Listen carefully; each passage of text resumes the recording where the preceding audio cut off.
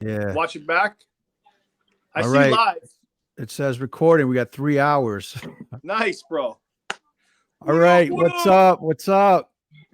Everybody, welcome to the second episode of Mindsnap Music's official podcast. We have a few special guests. Vodcast. Thanks for correcting me on that. That was a big deal. We wouldn't want anyone to, think that I didn't understand what a podcast was. So we got some special guests tonight, and we got some special news, special events coming up. Right now, you can see we have with us the man, the legend himself, my boss, Opus the dopest. Oh, I thought you were going to talk about Scott. I'm trying to. How do I point that way? I can't. I can't figure out how to point that way. No, that's your boss. Yeah, there he is. And also, Scott Harrington. I gotta go that way. I gotta go the opposite way. It's like the Brady Bunch. Scott Harrington from I'm Alice. Records. Yo, Gary, Scott, thanks G-Rock. And myself, the one and only G-Rock. Yo, thanks for putting G-Rock. Thanks for putting this all together, man. Yeah, absolutely. Man. No problem. This is definitely an upgrade for us. I love that we can have different guests at the same time and other cool features. So we'll be moving forward with this platform, I think, at this point. But we can all talk over each other now. Yeah, well, we try not to. I'm going to turn it over to you, my friend, because I know that today's a special day for you. And I know you got some big news coming up for everybody. So why don't we turn it over to you, and then we'll get some more special guests jumping in down the road. Are you talking about me, or are you talking about him? I'm talking about you. Oh, cool. Opus. Well, the difference between a podcast and a vodcast. Podcast starts with a P, and it has to do with just audio. A vodcast starts with a V, and that's video podcast. All right, you passed the test. Taking notes. You passed the test. All right. You passed the test. I just wanted to see if you were paying attention. Well, thank you for. And for once in your life, you were. We actually had a lot of requests for after the debut Mindsnap Music vodcast. We had some people say, "Hey, when's the next one?" And although it's a work in progress, it's still building. It's awesome that we are able to do our second one right now, because it's going to be a great time to promote next week's hometown annual major rager festival, matinee festival, like the old school hardcore days. We're going to be doing a show at Toad's Place like we do every year, which initially started off celebrating my birthday, which is today. The real birthday's today, but the show's next week. Happy birthday. Happy birthday, bro. It has turned into more of just an event, and it's not really it's not about me anymore. It's about the whole scene and all the bands playing together and always people about enjoying you, themselves. Man. It's always about you. It took like a title of its own. It kind of took us like a life of its own and became like a title. In fact, I was going to change the title one year, and Toads told me that I was crazy and that if I did that, they were going to not do the show. And jokingly. Well, I think they were right on both accounts. But listen, that is true. But this year is going to be super special. So next Saturday, for those of you guys who don't know, next Saturday, January 13th, 2024, is Opus's Blizzard B-Day Bash at Toad's Place in New Haven, Connecticut. It's all ages. There's 2 different stages. We got the Salt of the Earth sponsored stage upstairs in the lily pad. Then we have the Mindsnap Music main stage downstairs in the main room with a plethora. I love saying that word. The plethora of bands on both stages going back to back. We have old school Chris Keys from my old band Gargantua Soul flying in with his new band ESP, which is on Mindsnap Music Engineered Society project. They're playing, and then we might have some surprises with me and him. You never know. And then we have a bunch of great bands on both stages. As far as what I'm doing with Dead by Wednesday, we're doing a now and then kind of show where we're doing a lot of the new material on Capital Conspiracy with the current lineup of Dead by Wednesday that's been holding it down for years for me. And we're doing a bunch of stuff off the new album. And then in between, we're going to have a little intermission quickly. And then the old school OG Dead by Wednesday, including Pat Garcia, Ross Regussa, my 2 cousins, David and Chesky Ramos, which is a real treat because they're super busy with their own careers, with the co-defendants and some other stuff they're doing with Fat Mike. But they're coming out and they're rocking the set with me and Mike Modeste, the only original members of Dead by Wednesday still to this day, from the very beginning, the rhythm section. And we're going to be doing most of the songs off the debut first album, Democracy is Dead, which came out in 2006 on Jamie Josta of Hatebreed's label, Stillborn Records. And so we're doing a throwback show with the old school lineup and the new stuff with the actual lineup of Dead by Wednesday and some other surprises. So it's a really important show, as well as it's being filmed for the Toads documentary. I know I'm rambling on, but I'm trying to get it all out before we have our first awesome guest on. And it's being filmed, the whole show, for the Toads documentary, to see if they want to use some of the footage. They might include the show in the actual documentary. So it's a really special event. Yeah. I'm really excited about it. And we have a lot of great bands. Some of the bands or at least one of the bands or two of the bands are Salt of the Earth Records bands. And so with that being said, I want to throw the name out there right here. We got Scott. There it is. Scott Harrington from Salt of the Earth Records here. And I'm going to take the platform and take it away, Scott. I'm going to hand it over to you. The torch is yours. The torch Not is on the mine. spot. Well, thank you. You know, Opus, happy birthday, dude. Seriously. Thank you. You've every year you've been putting these shows together and stuff. And I mean, we know it's no easy task. No, I mean, definitely all not. of the movable parts, everything that goes into it. And you've just been doing it for years and years and years and years. So, I mean, I dare say that maybe now it's not so much just an Opus bash. Now it's a way of life. Yeah, people want to come. It's something people, it's something people look forward to January for. So it's like, so it's exciting. I think you're getting lucky with the weather this year, right? Because we're going to get hit this weekend. Yep. And don't say that. Don't say that. Hush your mouth, Gary. Yeah, I'm gonna say, Hush your mouth. It's going to be my fault. Yes, Scott.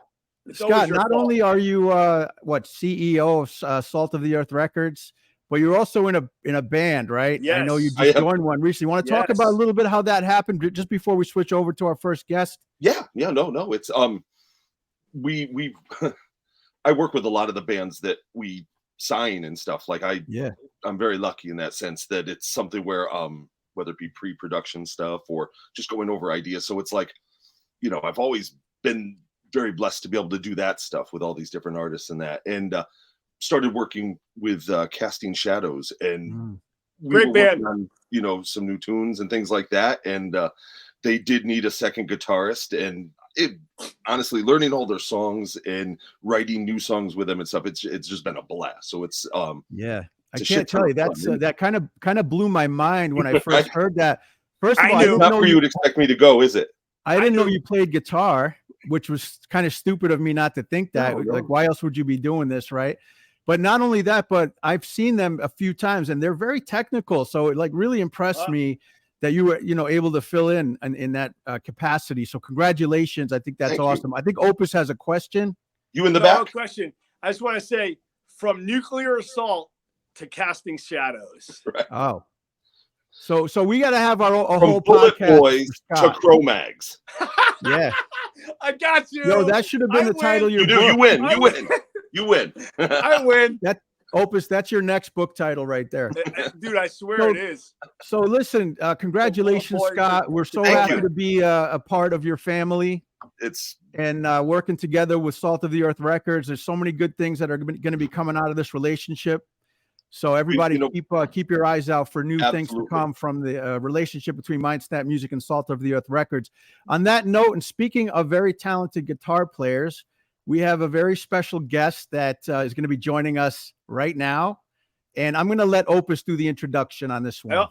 Thank you. I also want to introduce, really throw in there really quickly that Scott is going to be the stage manager for the show next week at the Bash. So any questions or concerns or problems or issues, please hit up my man, Scott Harrington. Yep. Not me. And with that being said, I have a really awesome, talented guitar player who I actually played with myself for a short period of time in a Metallica tribute band called Alcoholica. He is in Garbage Barge. He has his own band, Kings and Liars. He has played with Dee Snider. He has played with Corpse Grinder. He has played with, I mean, the list, Toxic Holocaust. The list goes on and on and on. Ripper Owens. And amazing bands. And recently he has just started a new band, which is getting so much love and traction organically out there. Many Eyes with his brother, Nicky Bellmore, who is my producer and many, many bands producers around here, including a lot of the bands that I just listed. Give it up for Charlie Bellmore, Connecticut. How you doing, Charlie? Hey, guys. How you doing? So Charlie, coming through loud and clear. Love it. Oh, thank you. Did you shave your head nice for this event or what? No, it's a little rough on the sides, but you look nice. He didn't have time. He's that busy. I did the same thing, bro. When you have like 5 bands, you don't have time for that, man. No. I said yes. There's the 5-band haircut. I got the same as Charlie. But yeah, I'm here live from the 2 girls that live in my houses. We got unicorns and all that kind of stuff all nearby. I love it. Charlie, is that what inspires your hardcore metal riffs? No, I just like writing heavy riffs, you know. Oh, right on. Riff master. So really quickly before we get into Many Eyes, I just want to give a huge shout out to the Kings and Liars album, the EP actually, or I guess it's a full-length album. It's a short, whatever, a long EP. 45 minutes. Yeah. It makes it. That's my kid's favorite album, by the way, and you know that because you know that.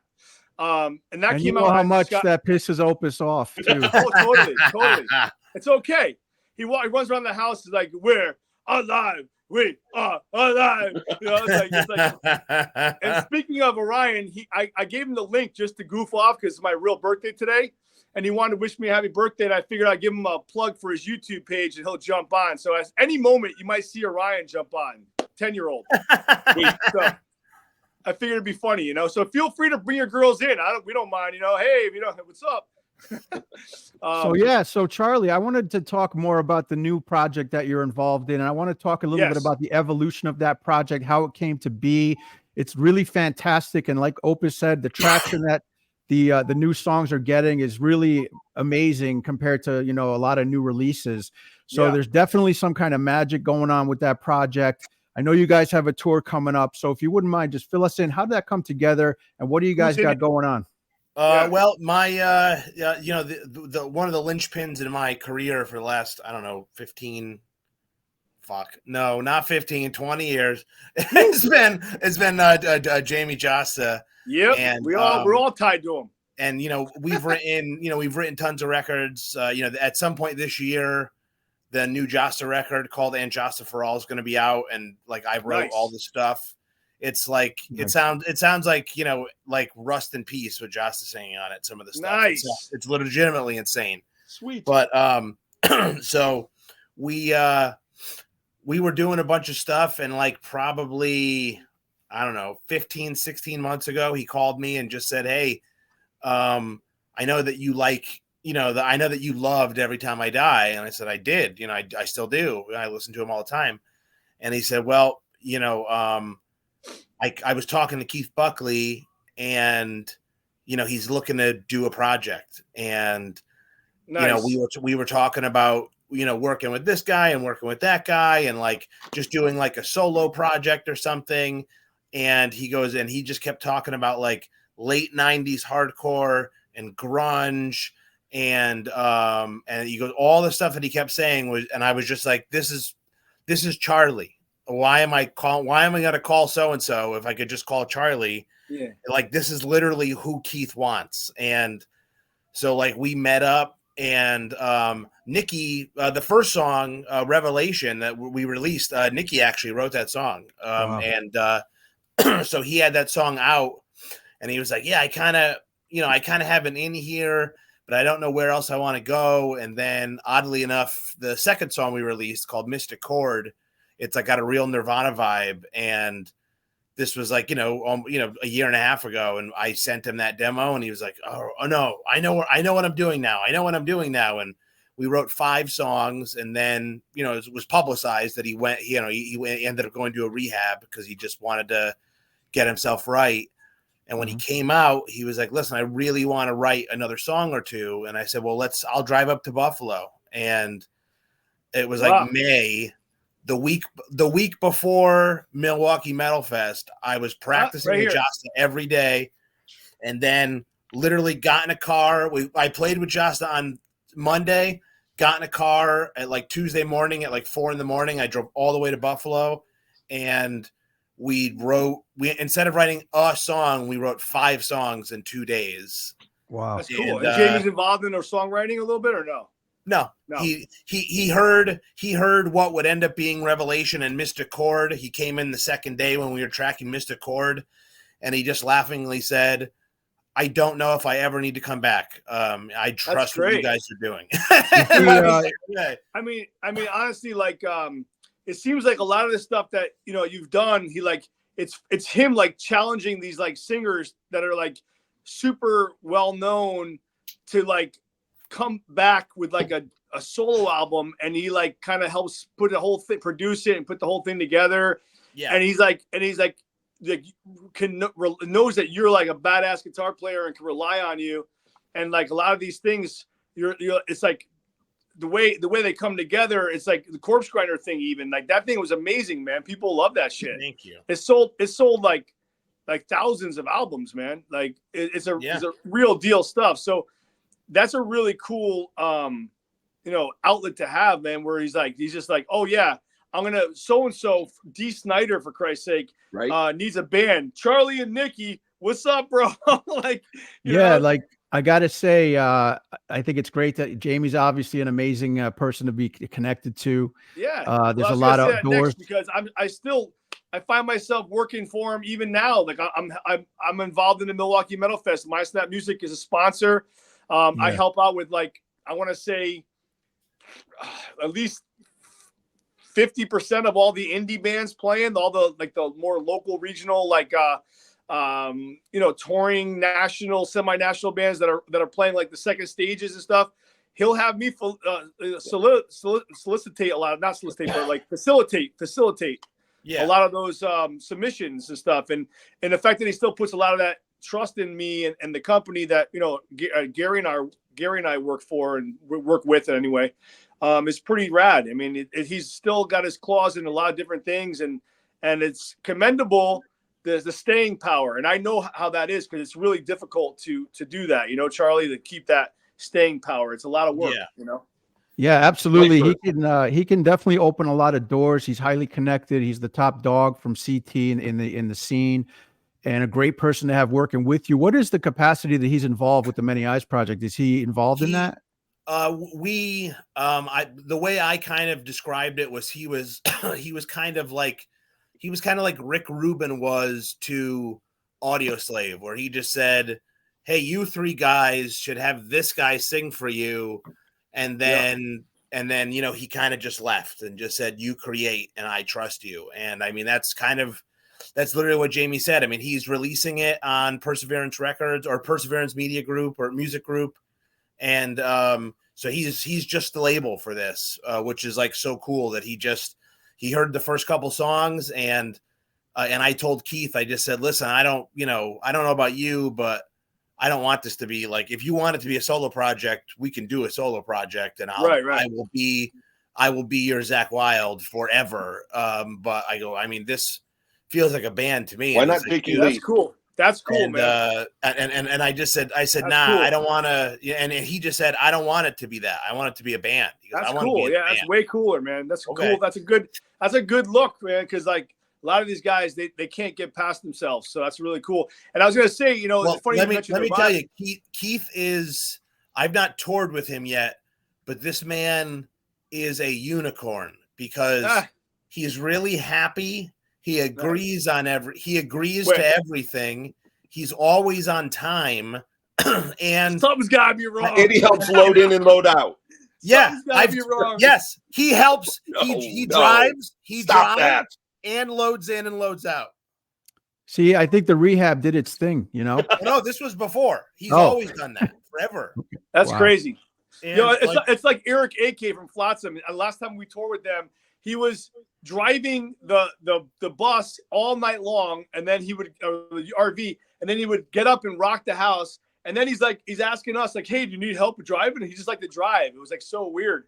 Wow, it's like weirdest thing ever. That's I'm awesome. like, I hate doing that stuff. Now, Charlie, speaking of the fact that it sounds like it's an actual band, not a solo project. Yeah, it's a band. Yeah. So who do you got playing bass? And can you talk about how that worked out? Well, when we started writing, we were thinking about like, oh, we'll get a bass player, blah blah blah blah blah, and then the more we were like, once I went to Buffalo and wrote the rest of the songs with him, and he just said, "Hey guys, we should just record all these vocals. I'm ready to go." And so he came down, he tracked all the vocals, and like we wrote, like I will be releasing a song, like a third song, like in a week or two, and like he was there, and he was just like, "Okay, so this middle part is weird to me," and we were like, "Oh, let's write something new," and we wrote the whole thing, and then we kind of played the instruments to the voice as opposed to the other way around, just because he was there and he lives so far away, so we had to kind of work with how he worked, and so we just got everything going, and then it was just, I don't know, like it was just very, very quick. Like shockingly quick how everything just started like rolling downhill once we got in a room and were able to like just write and create, the three of us. And when we started really discussing about a bass player, we just said it's weird to invite a guy to join the band right now because the album is done.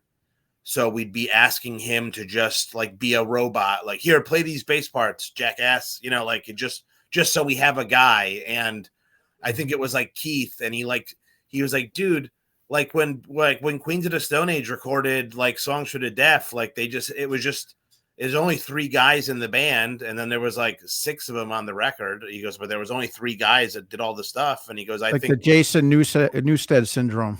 Well, no, not Jason Newsted syndrome. That's like I think that was a horrible way to treat somebody, but it's more. Now you're getting serious. You're talking Metallica to Charlie Bellmore, bro. Yeah, I mean it's more. It's more just the thing of, like the 3 of us wrote it, so to bring somebody else in at this moment would be inauthentic, and it was us. And that makes sense. We said let's just be us, and then we'll get a touring bass player, and then when the next record comes, and we'll have some miles with one of the touring bass players, or somebody will come up and we'll be able to like be a band with that person after that. But it felt weird. Why not Bodette?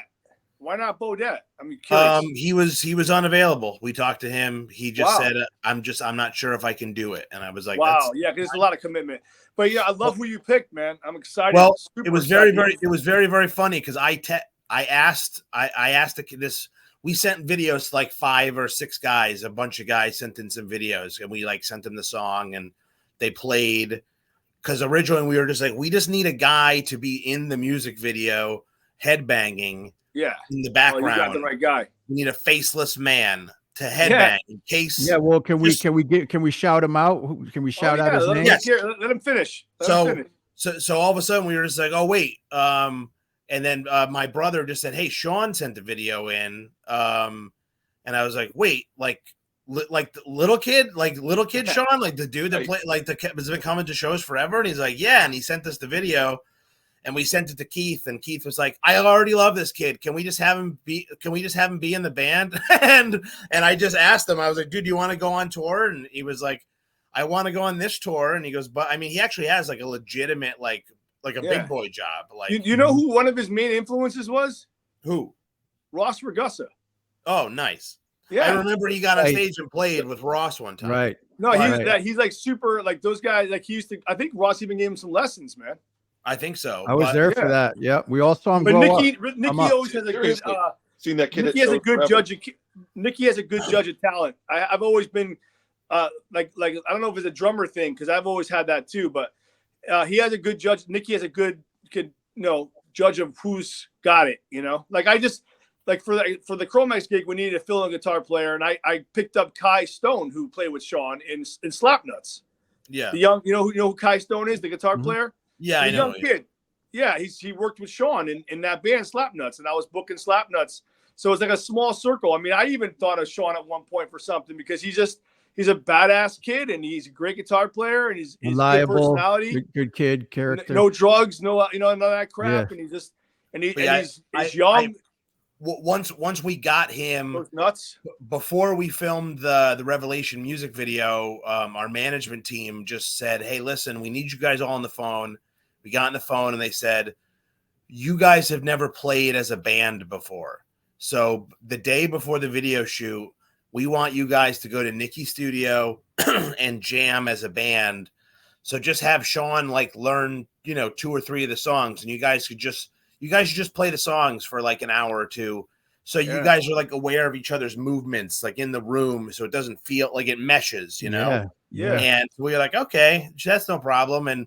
And like Sean, we just got along with Sean right then, and we just said, "Hey, why don't you just do this tour?" And he said, "Yes." I'm in. It came out really great. I mean, the video, it has that like old school Nirvana vibe, like from the first like Teen Smell. What is it? Smells like Teen Spirit. I mean, that was the whole idea. Like we were in the video shoot, and the director Tom was like lowering the light, and he was putting his hand there, and he's like lower. And all of a sudden it was the yellow of the off-white yellow of the video, and I was like, how the hell did you just do that? And he was like, so you got to do, man. One thing I realized though is the whole time we're talking about him, we never once said his name. So shout out to Sean Valley, and I got to also give a shout out to his other band because they're playing my birthday bash next week, Apostasy. He plays in another band called Apostasy where he plays guitar, not bass. Yeah.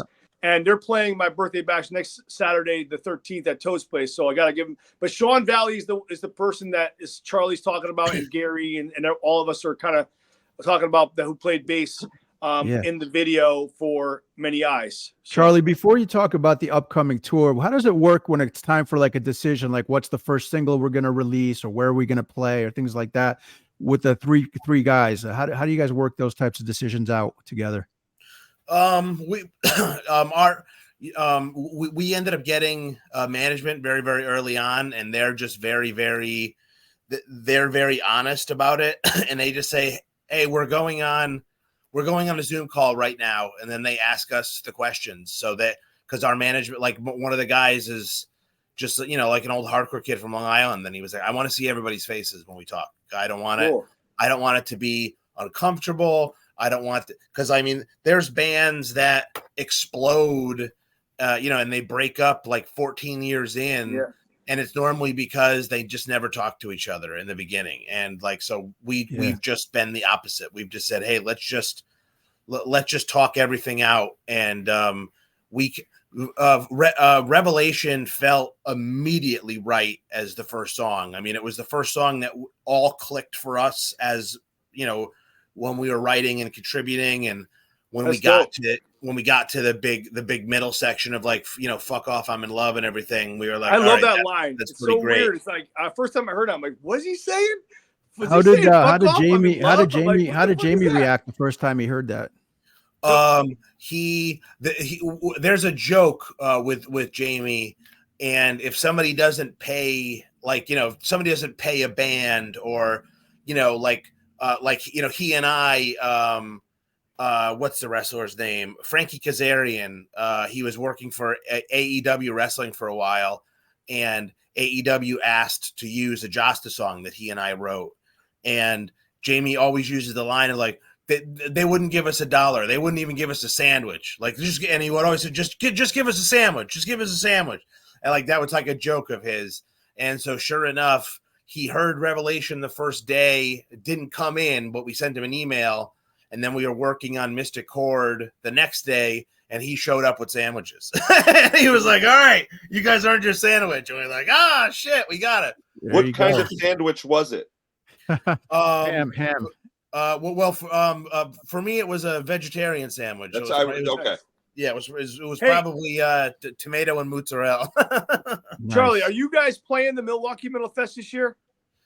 Not as of now. We have a bunch of things bouncing. We have like the management is just like, there's like 6,000 things that need to happen before we can make more decisions. And one of those things is for you to be like a week into the tour. And we were like, okay. So we're just like, I'm just wondering. Yeah. Cause that would be, I thought in my head, it'd be a great, union to have you guys play. That'd be cool, Definitely. Yeah, I mean, it would definitely be killer. I have no idea.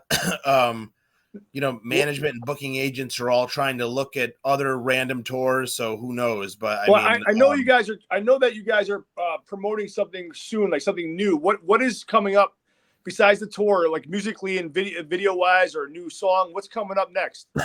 Well, a couple days ago, we filmed a second video for a song that'll be out. It was supposed to be out next week. I heard it's probably moving a week, but it'll be our third song, our second single. Awesome.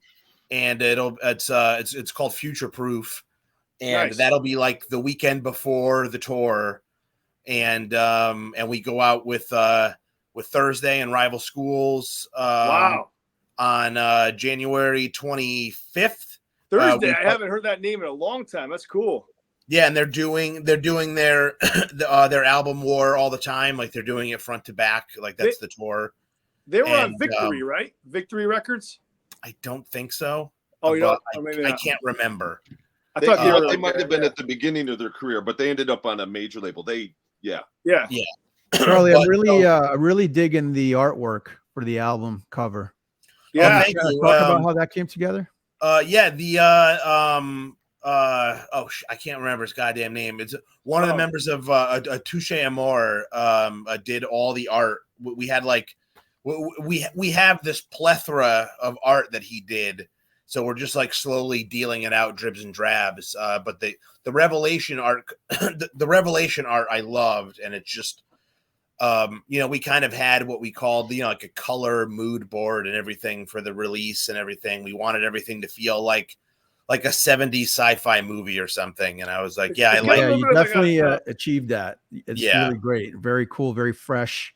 It's got a little bit of a shaman, like an Indian kind of like vibe going on. It evokes like a feeling. It evokes like an emotional attachment to it. I think it's a really pastel colors too. And it sounds like you guys are doing everything right with this project. It's very professional, covering all the bases. You got it's not stereotypical. Solid management that seems to really be serious. The thing that I feel that we're doing the most right, which was literally just announced like a couple hours ago, was we're playing Hamden, Connecticut. First, we're playing this the Space Ballroom on Wednesday, January 24th. The tickets are already on sale on the Spaces website, and this is the biggest thing. Like I played the first show I ever played with Toxic Holocaust in 2015 when I joined the band was in Wallingford, and then I never came back. And when I started doing the Dee Snider thing, I was like, okay, like Dee Snider had a fucking radio show in Connecticut, and like I had multiple bookers just say like, listen, you and Nikki plus D, like the old 104 fans, the Twisted Sister fans, and then all of like the Connecticut guy, rocker fans that you and Nikki have known for 20 years. You can play any club. We could hit Toad's place and sell it out. And D just said, I don't want to play. We're not doing Connecticut. We're not doing Connecticut. What the fuck? And,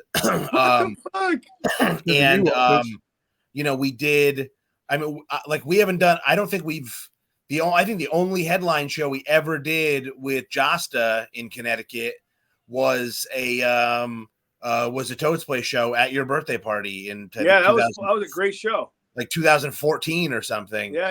And we've only played, we opened for Lamb of God at the Oakdale, and we opened for the Killthrax tour at the Oakdale. Oh, so and you played with us. You played with us at what the fuck's that rock band there in Hartford with POD.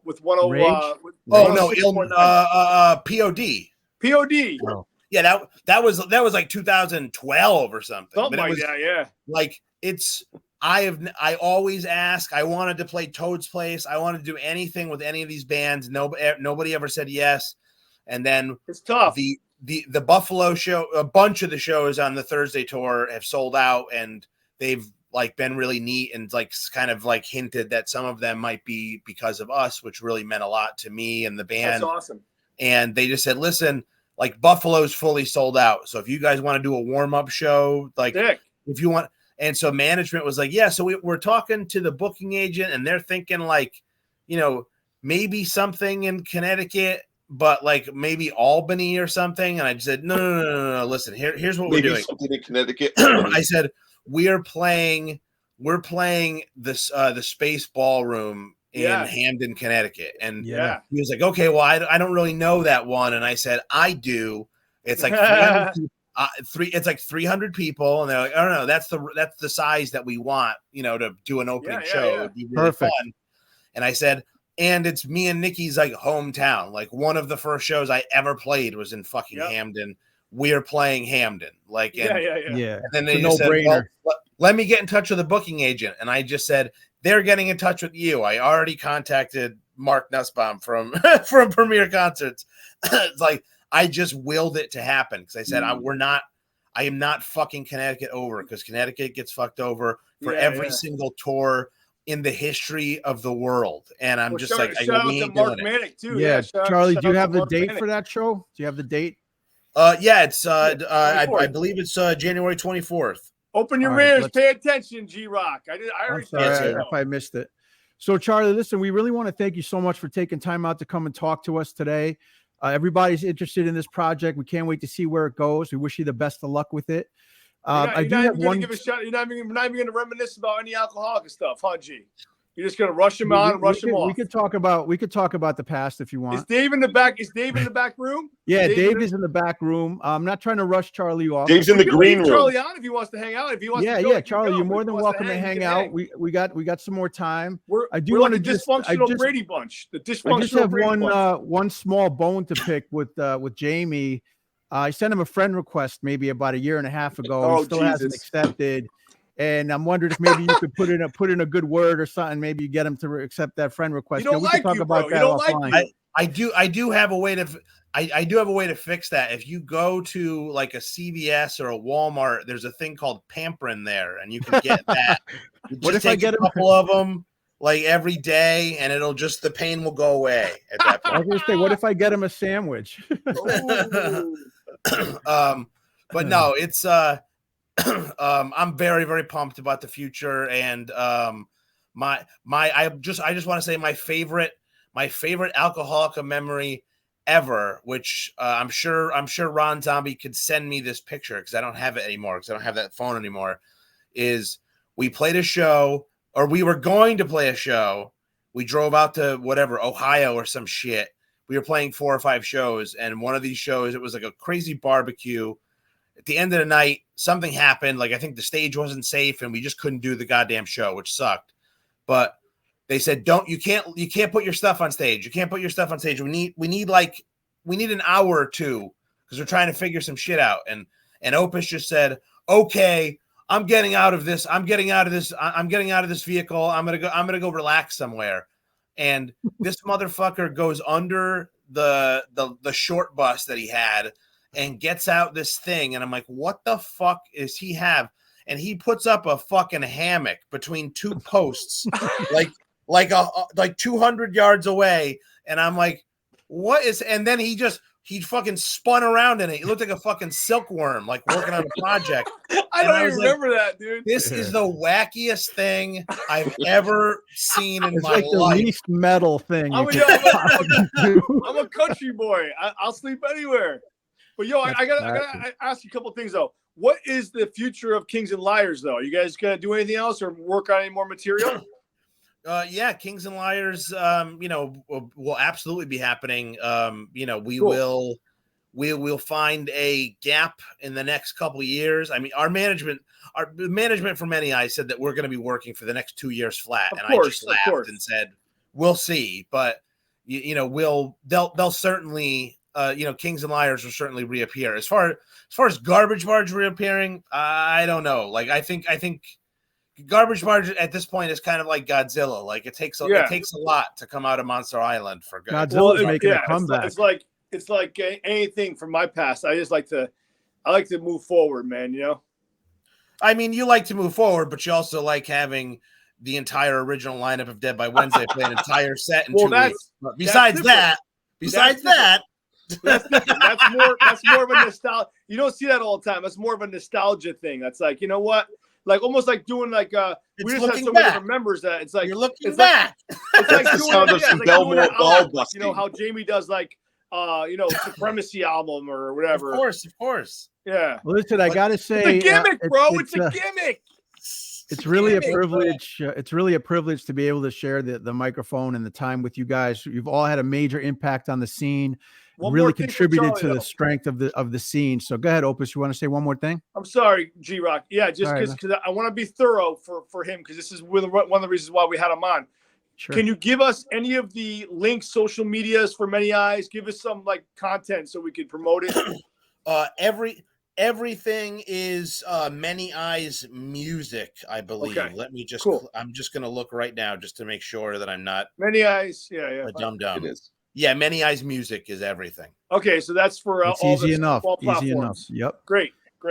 That's important. Awesome. So we're talking. We're having a great conversation. Yeah, this was so great, Charlie. Thank you so much. You're welcome to stay on the call. I don't know if you have things to tend to. You're welcome to stay on or jump off. But I have a newly 4-year-old child that's been demanding homemade pancakes all day, so I have to go literally get ingredients and make pancakes. All right, man. They're literally up every night till midnight. It's like I live with fucking Vince Neil. They go to bed at like 1 o'clock in the morning and they wake up at noon. Wow. Well, somehow you're managing to keep everything moving. Good for you. Congratulations. We can't wait to see what happens with the band. Thank you. And we wish you the best of luck, Charlie. Thank you so much for joining. All right, brother. Absolutely. See you guys later. We'll talk to you later, Charlie. See ya, bro. Bye. All right. We have a new special guest. I mean, I should let Scott talk more. I feel bad. Oh, no, Scott, it's all good, bro. It's all good. Awesome. Just I could actually. because we're going to interview him too. We're going to give Scott the. Well, so we're going to start talking about the bash and everything, and everyone can just chime in. You know. Well, no, I also want to talk about Salt of the Earth Records. What he has new, what's coming out new. Yeah, we'll turn it over. We'll turn it over to Scott. Horror, they're got a new album out. We'll turn it over to Scott at some point for sure. Okay. All right, I'm having a good time. Awesome. You want to get the next guest on? Yeah, we're gonna bring on. So thanks. That was so great having Charlie on. He's such a great guest. Oh, dude, Charlie's one and only, man. Him and his brother, they're like, to me, they're like the new era of like the Van Halen brothers or like something like that. You know what I mean? Like, they just got, whenever there's a brotherhood, like a legit like bloodline brotherhood that plays together, there's always some sort of synergy and energy that they have. I think it's got to be so cool having your own brother, being close with them, having that kind of relationship. Both like professional level musicians, they trust each other, they work amazingly together, they're super productive, and it just shows. And they're just pumping out great stuff. So when he said, see what happens. When Charlie was saying how quickly the music for Many Eyes came together, and that just how quickly, I'm sitting there thinking, this man writes so many songs. He writes quicker than almost anyone I've ever riff monster, or anything. So it's like, if that's coming together quicker than say Kings and Liars stuff, because I've heard demos and stuff that Kings and Liars is going to be doing. Well, I can tell you that anything that doesn't sound amazing, flat out. I can tell you that when Soldiers of Solace was getting ready to do some studio work, Nick, that was at a point he was saying like, listen, my brother's writing. If you guys want, someone to help write and whatnot, we weren't really open to that at the time because we were trying to kind of bring forth our own unique sound. But he's definitely out there for anybody who needs like riffs. I forgot to mention Gare. Dude, I totally spaced it when he was on. He actually, the EP that we did, Death of the Rockstar for Dead by Wednesday, that's the one Ross left and half the material was written, half wasn't. Charlie actually came in the studio with me and Nikki, and he helped fill in the gaps with Mike Modeste and with some of the riffage and solos on that album. That was with my favorite song. Speaking of Riff Master, we have one coming up real soon in this interview. We can bring him on right now. He's been waiting patiently. I can see. Bring on Cocaine Charlie. I can see he's busting out some riffs right now on his axe. So, ladies and gentlemen, we're gonna welcome the one and only from Dead by Wednesday himself, Riffmaster, Dave. and End Time Illusion. Dave, there you are. Hey, Welcome. Oh, and currently playing with me at the Cro-Mags too. Oh wow. And yeah, Dave. Apologies for keeping you in the VIP room man. for so long. Friday night, dude. It's Opus's fault, man. He won't shut up. Yeah, Well, all good, man. Charlie's a good dude. The interview. It's all fine. It's fine. Yeah, listen, welcome. So are you practicing right now? Is that just like a typical night for you? Not a typical night. I think about playing guitar more than I actually play it. You know what I mean? He's actually pantless right now. It's true. Oh, yeah. I broke out the old Monson for End Time Illusion set, so I'm trying to like relearn. You know. So you have you have specific guitars for different projects? Yeah, I actually had this built. It's actually my guitar. It's called the Conjurer. I designed it, shaped, everything. Brent Monson put it out. It's my first guitar endorsement. That's really cool. That's cool looking. How do you like it? It's a fucking beast, man. Yeah, that's awesome. Beautiful. So it's a one of a kind. It's a one of a kind. You'll never let that go. But Scott, you were saying something. What were you asking him? No, I was just with like I remember End Time Illusions music from from years ago, and that I was just wondering, relearning stuff and all that. How's that going? That's you know, man, I had to like rely on muscle memory. It was right. Luckily I kept tabs because I had to like give the other guitarist back in the day, Scott, some stuff. Give me a second here, but yeah, it was pretty tough, to be honest with you. In fact, I'm still like relearning some guitar solos right now, and I'm like, what the fuck was I doing? Dave, does that kind of count as practice for you? Just the fact that you have to like relearn stuff. I mean, that's absolutely technical. It does. I drive a lot in my professional job, so I listen to the music and I think about it. And sometimes I'll like get my right hand going and I'll just like be running through the materials. Like when I picked the guitar up, I know on the fretboard what I was doing. So even if I'm driving, I'm listening to a song, I'll mentally go through all the riffs. Like I just did that for the Cro-Mags. I learned like 15 songs in like a couple weeks or whatever, you know. So I'm like, Dave, how screwed up is that, man? Like, dude, our brains have all of Megadeth. I got Metallica, Black Sabbath. I got the Cro-Mags. I got all of Dead by Wednesday, new and old. It's just like it goes on and on and on, man. It's just like, and I have even more than that. Like it's just. My brain is just like, what the hell you doing, man? The thing that sucks is I'd like to say I'm a supercomputer. I can just keep taking on, but honestly, more comes in, some stuff goes out. Yeah. Yeah, it's a constant struggle keeping up with the songs. It really requires daily attention. And a lot of people don't understand that because they just see the performer in that like 20, 30, 45-minute set, and they don't realize how much work goes into the back. And especially with technical stuff like Dead by Wednesday, End Time Illusion, that is not easy. And not every player can do that without some intensive work. End Time Illusion's a lot more technical than Dead by Wednesday. I was trying to give you props. But absolutely. No, but this props. That's what I'm saying. I'm giving them props. Like End Time Illusion, you know, it was my band, and I was just let loose. So I'm just like, I can do whatever I want whenever I want. So I'm like, well, End Time Illusion's always been like that, and they've always been a great band.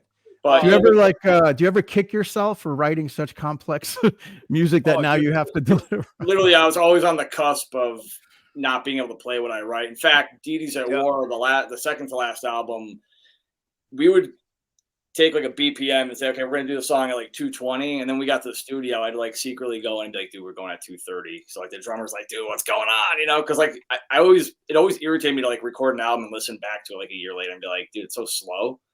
But like that's what One Time Illusion albums, like I'm like, I gotta play that. You know? That's like I listen back and I think it sounds fast for me. That's like Manimal for me. That's like the borderline where any more complex or faster than that, and I'd be falling off somewhere. You know what? One thing that a lot of people I think don't know about Opus and Dead by Wednesday is like some of the songs that were actually written by Opus on guitar. And I think a lot of people don't really know like how good of a guitar player you are, bro. And I'm just saying that because like I remember when you busted out Master of Puppets in your bedroom one time and you just like played it to the like click in your head. It was solid. You played the whole song. I'm like, damn, man, I didn't know he could play the guitar like that. And then to write songs like Manimal, like and dude, even I'm telling you, man, he can play anything, dude. He's like the skin flute and the male organ. I do. Well, that's his specialty. Why do you think I was in the bedroom? I used to be the best at that. Yeah, now there's people we're bed that are way better than me. Like, tour, yo, but dude, I don't know anything about let's go back to End Time Illusion. So I just want to say that being that you're in Dead by Wednesday, you would think that I'd be like, really guarded about what I'm doing and who I put out. But one of the reasons why is before you're in the band, I've always liked and a lot of my friends around me always, thought the band was solid and that you guys were really, really technically great, and live, you guys were always good. And so when I had the opportunity to put the new album out on Mindsnap Music along with Von Artist and The Orchard and Salt of the Earth even is involved in helping, and like he does with all our Mindsnap releases, it's especially with Combat involved too, Combat Records, which is Ellison's label, that we worked with DBW. It was a no-brainer to put that new album out, and it's out right now. And this is kind of what you're doing at this show on coming up at my party at the Bash with Dead by Wednesday. You have End Time Illusion, basically showcasing upstairs while and so you're basically doing double duty. You're like, that's one of the good warm up, right there. Usually I'm the double duty guy. You're like one of the only double duty guys playing that night. Yeah, it's been a crazy few months learning stuff, but we were about to put it out in 2020, and then COVID hit, and I was just like, the timing's not right. I'm not, End Time Illusion's not going to be. We did a California or West Coast tour rather in 2018. That was kind of like our last hurrah, but we had this album kind of in the bag, and then this year we just stripped it down, remixed it, remastered it. It just had to get out. It's like, it's one of those things you got to birth the baby. Yeah. Just like I did with Revamped, man. It's just something that I wanted to do, and I just did it. But I'm really psyched that we were able to put it out for you, and be involved in pushing everything. So this is like kind of a CD release party for you.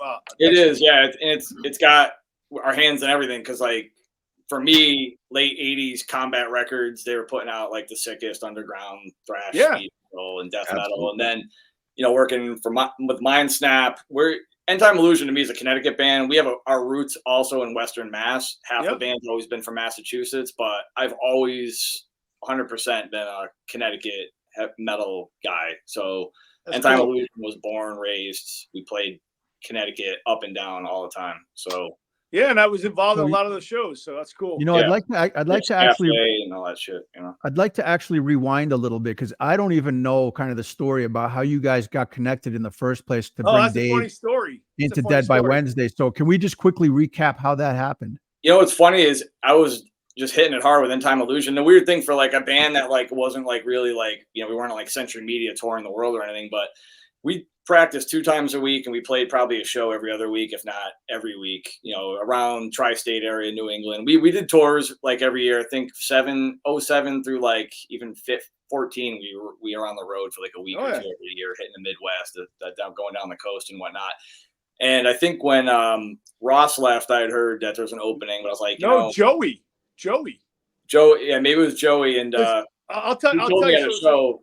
And, I was trying to finish up my master's degree, and I got a kid on the way, and I got all the stuff going. I'm like, I just can't fit it in and commit to it. And it's sometimes just about timing. So the odd thing was I went down to Hartford to pick up Alex Cohen, the current End Time Illusion drummer. He was coming up from Manhattan. I picked him up at the bus station, and I just happened to look at my phone, killing some time. And there was a Facebook post, and my friend Jamie Cross, who actually painted the album cover, second to last Dead by Wednesday album that Twin was on. He tagged me in a post, and it just said, check out Dave Sharp. And I was like, what the hell is this about? And it was Dead by Wednesday looking for a guitarist. And I was like, the time was just right. So I reached out to Opus literally on the spot, like, dude, I'm very interested. I've been interested in the band for years. And he's like, dude, I'm with Joey right now. He's filling in for a few shows. And, Joey gave me some good grades, and me and Joey go way back. We've always been friends. And you are right. I'm sorry. So yeah, the first time when you said no, you couldn't do it, that was Ross, and then Joey took over for Ross, and then at the end of Joey, he's such a technical player. It was hard in our heads. We're like, it's going to be impossible to find someone to fill those shoes, like playing wise. And he suggested a bunch of people, including you. And then I remember I put the post out. You did contact me, but when I wrote you back, you were like very, very, almost like with Rob Roy, very iffy. Like, I didn't think you were going to do it. Like, you were like, I don't know. And then literally, I think it was like a callback out of the blue. And then or a right back out of the blue. You're like, you know what? Fuck it. Let's do it.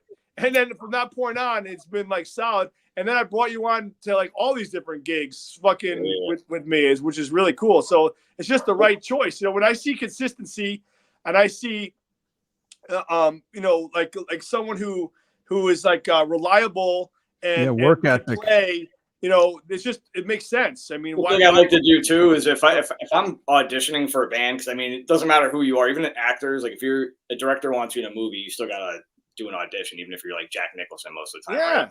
So I think I talked to you and like you're like, yeah, just come down next week, and I was like, fuck it, I'm learning their whole set. So I learned their whole set by ear, had it down. I'm like, what song you want to play? And they're like, what? That was ripping. It was ripping. I think they're expecting me to be like, hey, let's show you a song, we'll work on it. I'm like, oh no, I hate that shit. No way. That yeah, if Dave. I gotta show you the guitar riff, I'm the drummer. Then you're out. Like if I don't play with people. The way I look at it is for my own project. The person that I play, the other instruments that I play with, those people have to be as good, if not better, than me on their instrument. Because I can sing, I can play bass, I can play guitar, and I play drums. If you can play, if I can play guitar better than you, I don't want to. No offense, I'm not gonna play. I don't want to play with you. Right. Exactly. Yeah. So, Dave, when you were sort of a fan, I guess, as opposed to in the band with Dead by Wednesday, was there any songs that you particularly gravitated towards that made you want to be part of it? I mean, it might be generic, but I mean, I remember when Pawns came out, I saw the video. I was like, man, these guys are for real, man. This is sick. And then just going to Toad's Place every January. And you know, one year we were invited on the bash. And I think Bellmore was just talking about the Hatebreed year, right? And I did End Time Illusion played that year too. So it was just like such a great opportunity to play in front of that many people, gain a lot of new fans. A lot of the other Connecticut and Massachusetts fans that we had came to it. It was just a real good party, get to hang out, local scene, good vibes. And I was very appreciative that we could be on it. But I remember watching the set that night too. And I was kind of like kicking myself in the ass. I'm like, man, did I pass up a good opportunity to join this band earlier when Kyle joined? Ah, you know? Kyle. Oh yeah. Yeah. Dude, that was like Davey and Goliath with Rob Roy and Kyle. It was like it was the funniest thing because I was looking at Rob was like, you know, oh my God, 5 and like bulky, and then Kyle, like the guitar was like bigger than him. And it was like, like Rob is a very big guy. There's no question about it. Great singer. I would avoid taking selfies with that guy because I'm just like, you know. Great singer. Fabulous front man, great singer, good guy, and good to have in your corner for sure. Yeah, Brick shithouse.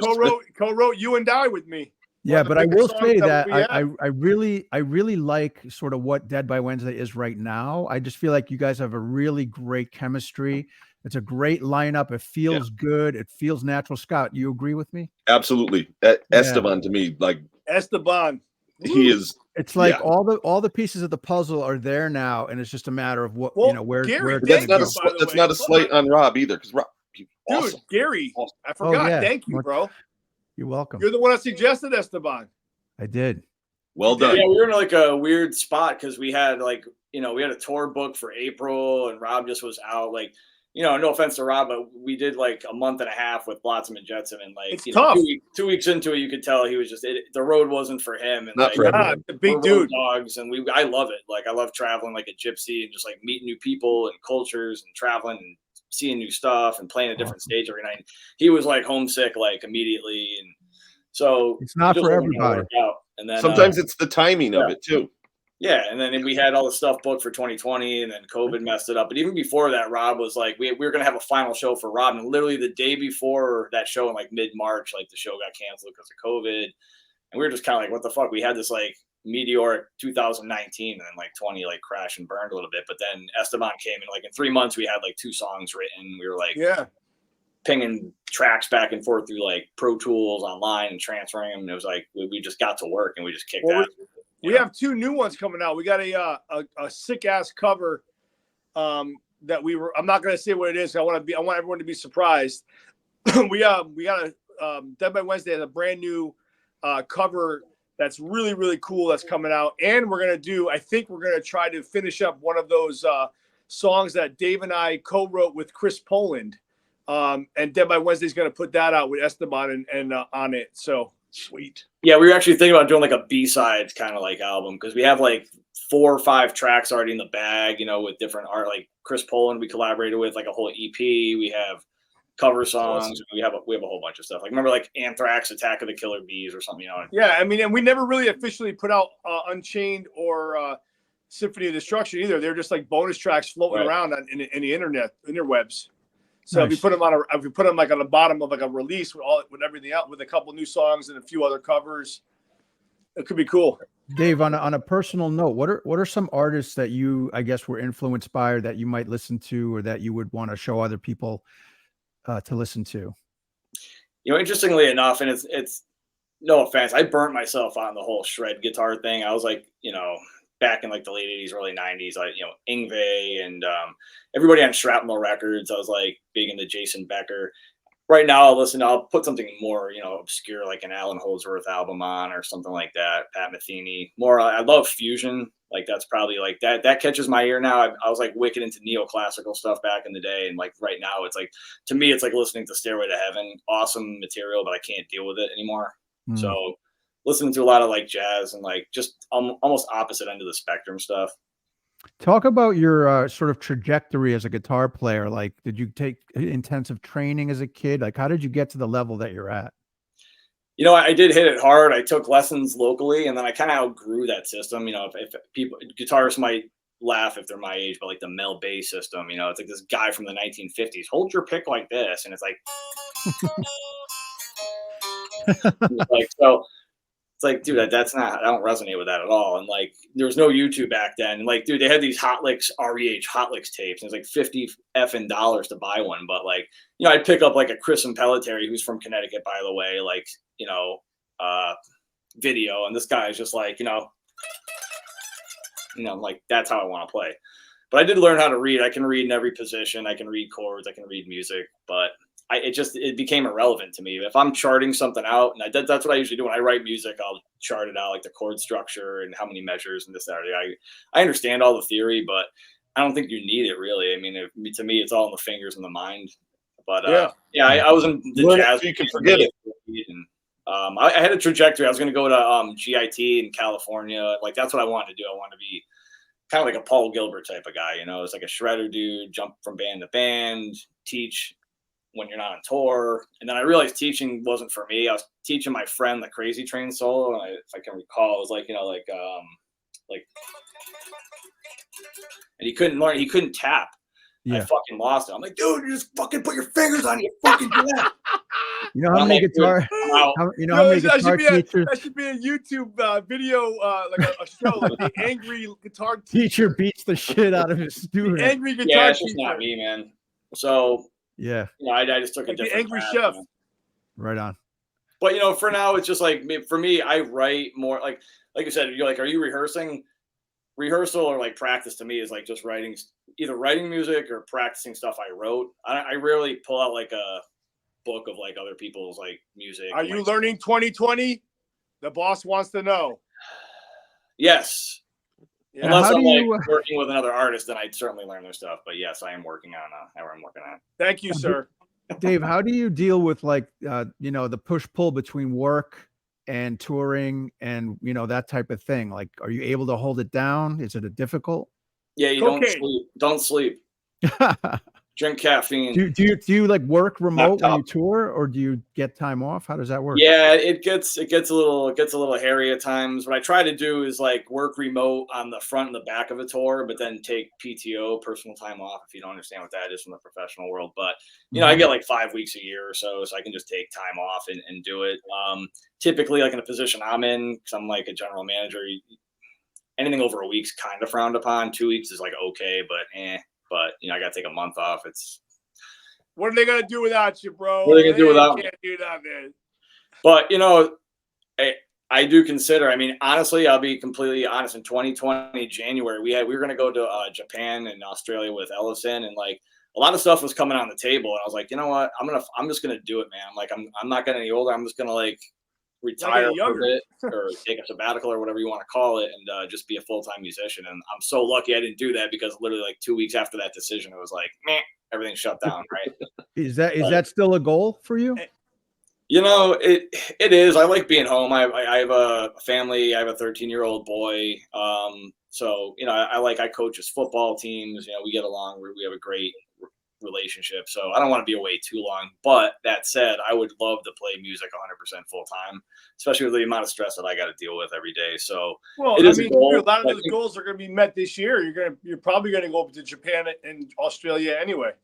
Yeah, I'm probably going to end up quitting my job. Wow, you heard it here first. I mean, dude, that's pretty honestly like it's lightning striking twice for us. I mean, eventually the goal is to get there with our own band too. But I mean, for now, we already hit Europe with DBW, and now with the mags, we'll probably end up doing a bunch of stuff, and that's awesome. Different countries and different festivals. We already have like a bunch of festivals coming up, and it was just the right choice. When the lead guitar player left, and Harley asked me like, hey, who do you think we can get? I right away I was like, I know that he's going to show up prepared. I know he's going to learn everything properly. And little did I know he was a fan, and he was a fan. He knew the material more than I did. When Opus said he was going to play with the Cro-Mags, I'm like, you got to be shitting me, dude, because like I literally. People know me as being like a metalhead, but trust, like back in the like mid '80s, like Black Flag, the Cro-Mags. I mean, those are my jam. Minor Threat. I mean, I was a hardcore. In fact, that was actually my other career path I was working towards until I got busted up too much skateboarding that I knew. That's funny. That's funny. And Harley loves that, man.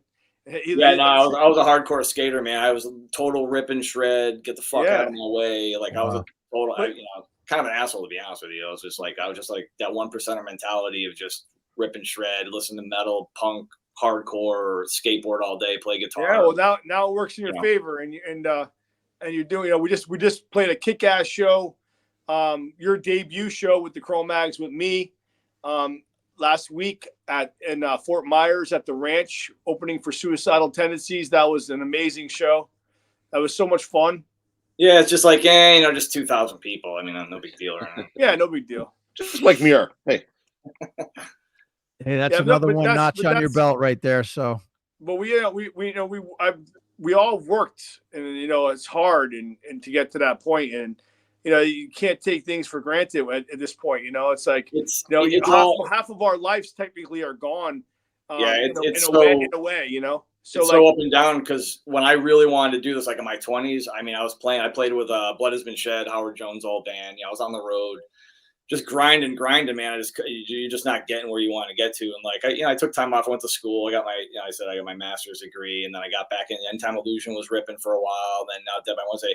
But there was a point in like, probably like 12 years ago or so, I was just like, what? I think I'm just going to hang it up, man. It's just like, I'll play guitar for fun, but just playing it because it is exhausting. I mean, you got to really have a passion for it and a love for it. If you start to lose that, you're away from people. You relate. We all have relationships with loved ones, whether it's our, children or, girlfriends, spouses, whatever. And it's hard being away, and it's hard for us to be away.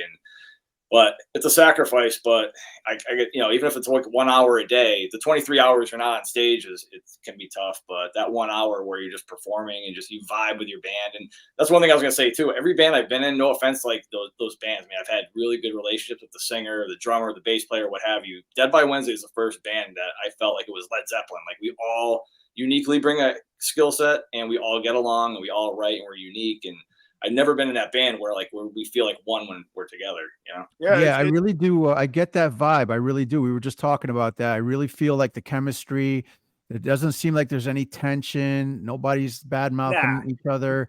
It just works. And I just, hope you guys just keep going and putting out new music. And I look forward to that. So. Well, the good thing about Mike and Esteban too, is the fact that they have a lot of stuff going on outside of the music life. So they like a lot of times people would be, like concerned that me and Dave are out touring with Cro-Mags constantly and stuff, but they have to understand that, like they for me, it's a job. I love playing music, and I love all the music. I love, I even love playing the Cro-Mags material. I really do. I liked a lot of it before, but now when I started learning a lot of it, I actually learned to love it even more playing it, because I understand it more, and I just like the vibe of a lot of it.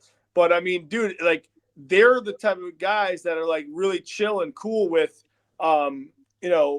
with us being out on the road and doing this in between, and not being and being cool with it, not being like, oh, well, what about us? Like a lot of people would be like that. They're like, they're not. They're really they're happy for us. They want us to cheering for you. We calculated 92 hours in the van in Europe for 15 days. And I mean, if you can't get along with people, that ain't gonna work, man. Yeah. You're like, it's a smelly. I mean, dude, Mike and I have been together since the beginning of the conception of this band. And this is the only original members of the rhythm section, which is half the band. That's pretty good. I mean, a lot of people can say what they want. Yes, singers are a big part of this stuff. But you know what? Maybe it's not. Maybe for this band, it's not about the singers all the time. Even though Esteban rules, I mean, and a lot of the guys I've had are great. I think it really speaks a lot to each person in the band, and it really says a lot about the maturity of everybody in the band. It's not like a jealousy thing. They know that the more success you guys have, whether it's with DBW or another project, is only going to benefit them and vice versa.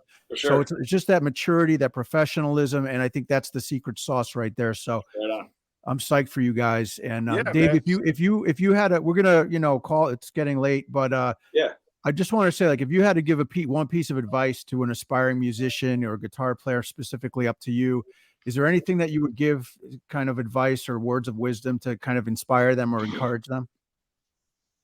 No. It would sound generic, but just like follow your heart, man. Just go play, do what you want to do. I remember playing in a reggae band. I love reggae, but like I remember I was just like, there's a band in like Connecticut and they need a guitarist. I'm like, oh, they're popular. Let me join the band. It's like my early 20s.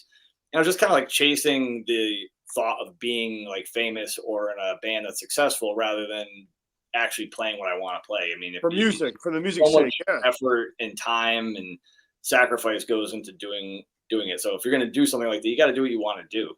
Hey, so you want to talk a little bit really quickly before we move on? I want to talk to Scott about Salt of the Earth and what he has coming up too. But yeah, I definitely. You can stay on, Dave. You can stay on when we talk about that too if you want. But really quickly, so do you want to talk, Dave, at all about anything that we're planning next week? Well, I just wanted to say, End Time Illusion. It's funny holding a CD in 2023, but I'm like, I just wanted some type of media to hand out. So like, honestly, I tell people like, dude, use it as a drink coaster, man. It's like, it's a cool looking drink. I got to say that is such a great design. I loved working on putting that together. I did not do the design. And if you want to just shout out the artist, it's absolutely stunning.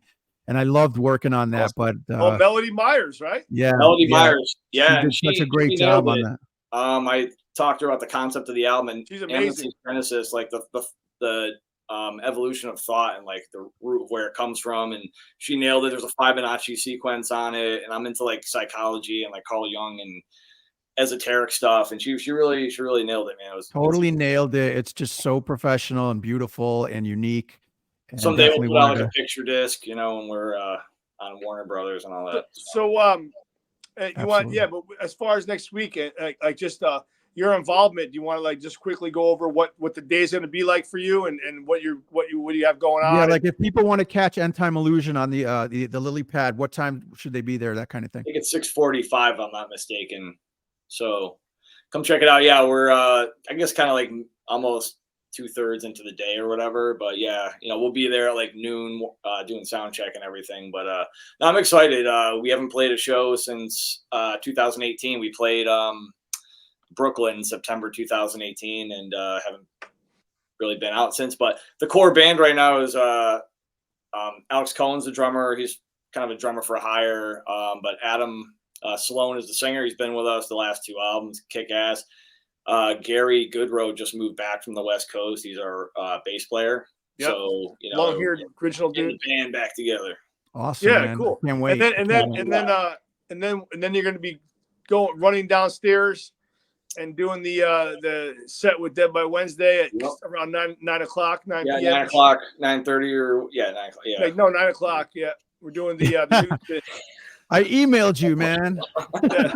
You tell me where to go and I'll be there.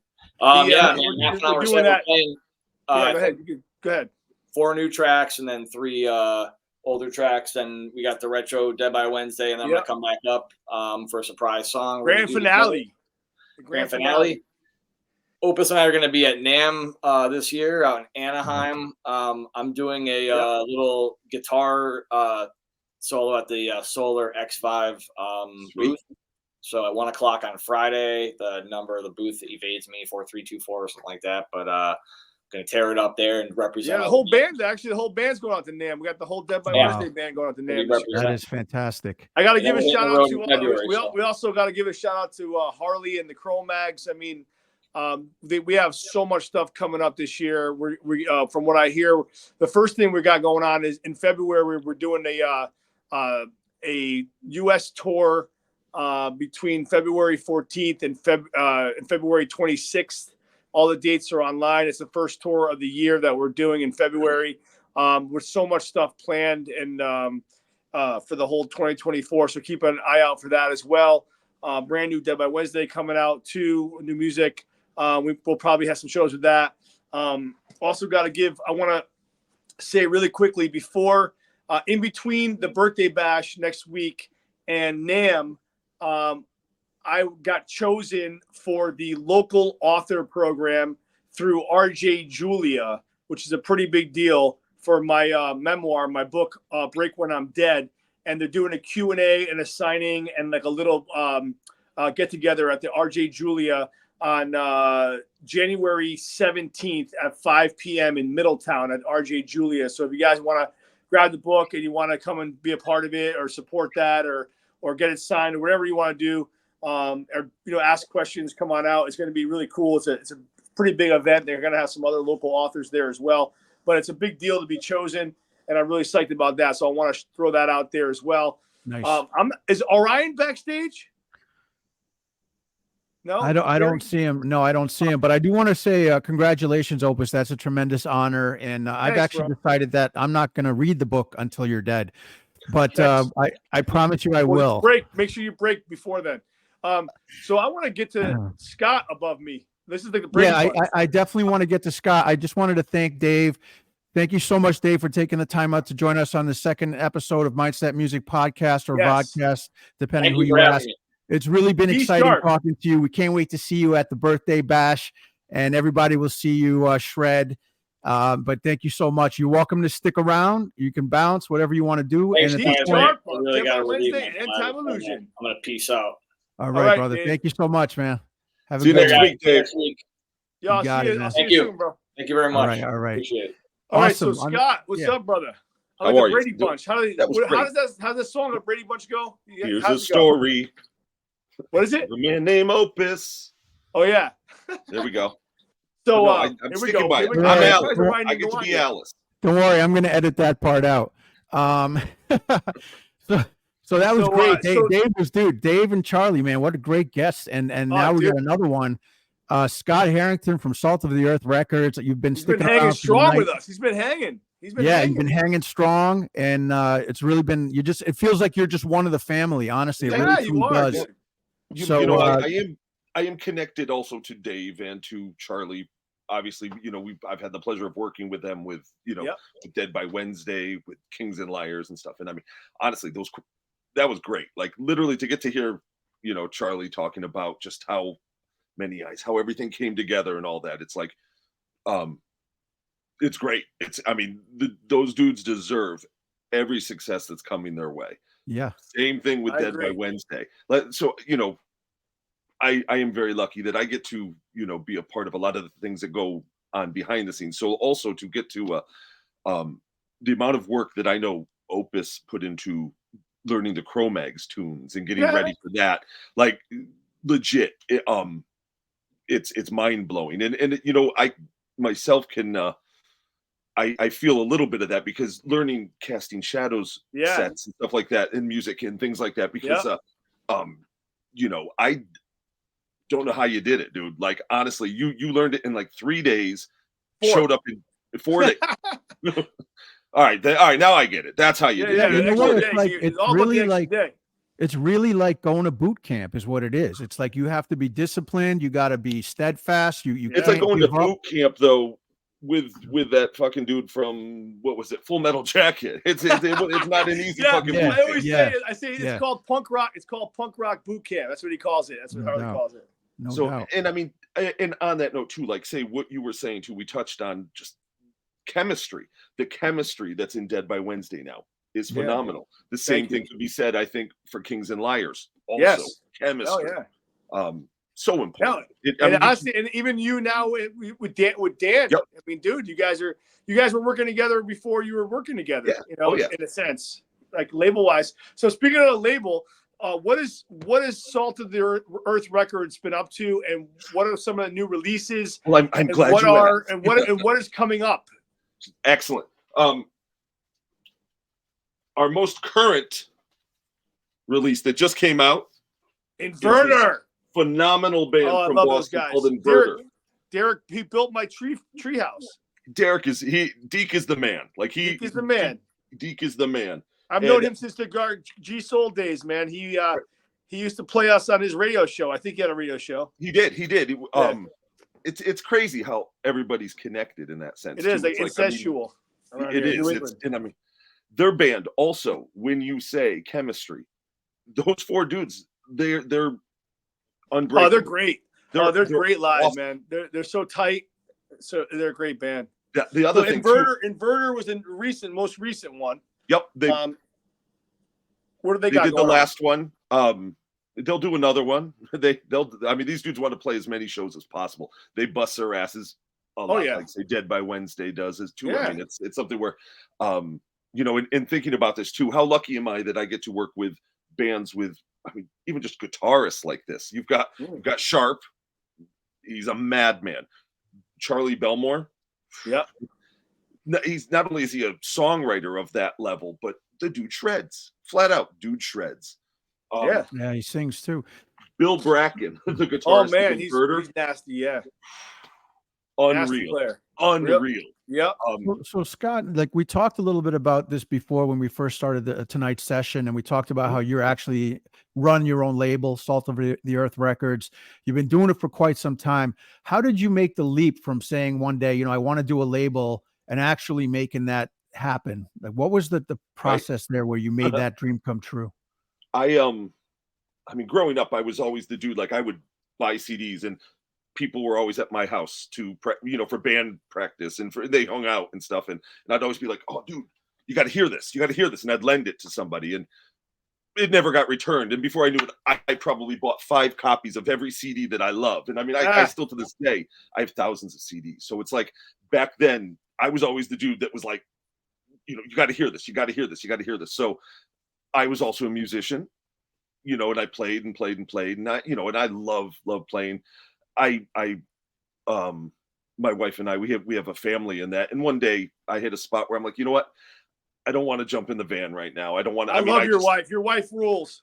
She's awesome. Like when one says, quite honestly, it's both of us. She's a big part of the label. Yeah. Huge part. Like, do you think you'd be able to do it without her? No, absolutely not. It is like, quite honestly, the label and the music and everything is so entwined in my life, in my family's life. And honestly, here I am at, 48 years old. If 18-year-old me knew, what we'd be doing now and all that stuff, I'd be amped. Awesome. I would be psyched for how things have gone.